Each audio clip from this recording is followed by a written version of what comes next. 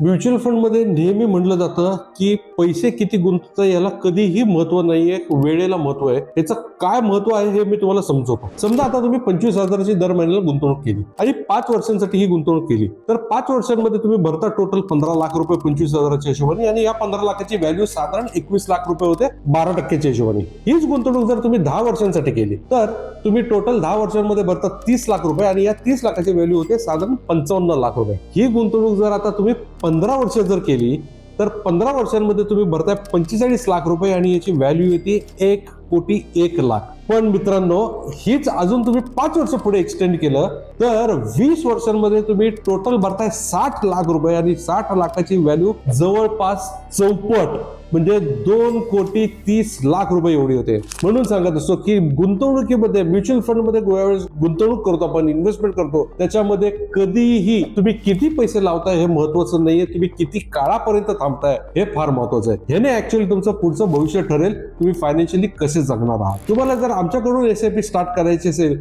तर start SIP म्हणून तुम्ही कमेंट करू शकता. दिलेल्या नंबरवरती तुम्ही संपर्क साधू शकता. मी किंवा माझी टीम तुमच्या बरोबर संपर्क साधून आपण पुढची वाटचाल ठरवू शकतो.